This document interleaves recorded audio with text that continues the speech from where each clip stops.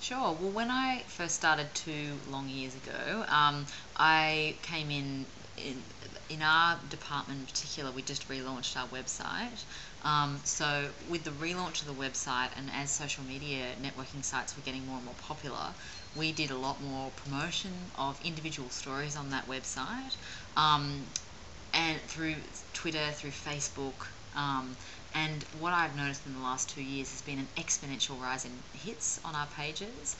So what I've become aware of is that our online audience is it's certainly only a small portion of our listening audience, but it's still very important and growing at a rate of knots.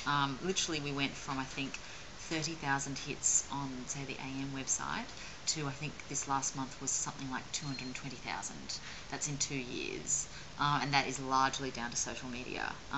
But it's also got to do with how complementary radio is with the web, because as we were speaking about just before, there television programs have to carve up large chunks of video.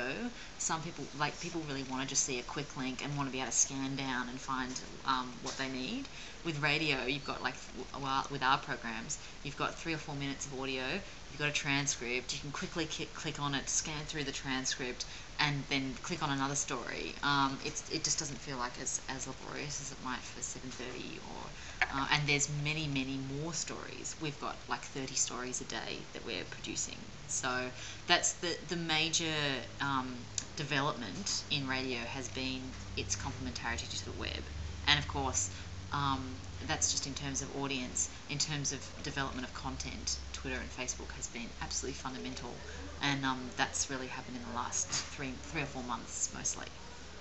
Okay, perfect. And so we saw a video the other day that commented on the fact that radio is able to withstand pressures from social media or of social media over television and newspapers, because it's possible to listen to the radio while actually being online. And what are your thoughts about that? I know you kind of briefly touched on it, but Yeah, look, like I don't know. It's hard. It's difficult. I guess radio is a bit more flexible too. So not only can you be listening to radio while you're online. I mean, ostensibly you can still be watching television while you're online too. So I'm interested at the source of the quote, because it's sort of, I think you can be. I mean, reading newspapers and being online is certainly a difficult thing to muster. But television and radio share a similar attributes there, that you don't have to be watching television. You can be listening and still get a hold of the story.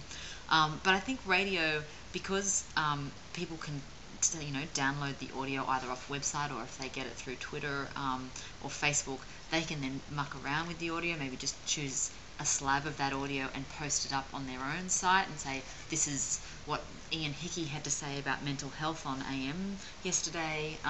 So I feel like there's something about the flexibility of radio that people online really like, and why it gets passed around a lot more readily than television. Yeah.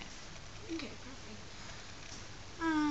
And do you think that reporting possibilities created by social media are creating a generation of more informed youth, or maybe a generation of skeptics in reference to news content?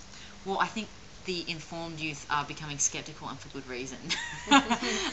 So I think that basically, and this is obviously not new, or in the scheme of news it's new, but it's really in the last 6 or 7 years, I'd say, since blogs became a lot more popular, than the invention of YouTube, and then obviously with social media sites. I think what social media has done has encouraged people of all ages, but especially young people, to question the official line of news agencies. And I was talking about this yesterday with a group of people in the ABC, that traditionally news agencies, or not even traditionally, really just in the last 10 years, I think news agencies have started just going to government spokespeople, association spokespeople, whoever's an official group, and taking their line, because it's our responsibility to broadcast those people's lines. And I think that personally, I think that we've gotten quite lazy at analysing whether those people are actually telling the truth, where their agendas are coming into play. We've basically just become sort of the sounding board, where we just broadcast these people, and often without too much analysis. I think what Twitter especially, and Facebook and blogs, have done is they've created a new generation and invigorated the old generation to hear this and question it and look for their own evidence to question it. And suddenly, like, over the last 5 years, there's spawned this entire network of people who are working to verify or debunk news reports, who are getting people who aren't spokespeople from associations, getting their points of views and broadcasting them on, untraditional media like blogs or social media sites. So that's been happening for quite a few years. What I think has been a bit of a revolution to hit the ABC lately, and which has been happening a lot in Radio Current Affairs, is we've noticed that going on. And we thought, well, why are all these dissenting viewpoints just on blogs? Why aren't we broadcasting them? And so since the Libyan revolution, really, we watched as citizens really got a voice in Egypt, and that was broadcast largely on Twitter and YouTube and Facebook, obviously.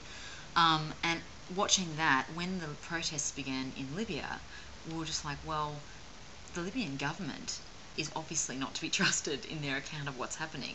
We need to find some people on the ground, and why not speak to them, and why not represent their viewpoint just like you would an association or a lobbyist or whoever, because everyone's got an angle, and it's naive to think that just because someone represents an official group, that their angle is any more legitimate than a citizen's angle. And as long as you explain who these people are in terms of the citizens, and the fact that, we're not in Libya, we can't verify it with our own eyes, but they've got as much right to speak as anyone else, then I think the public has a right to know that.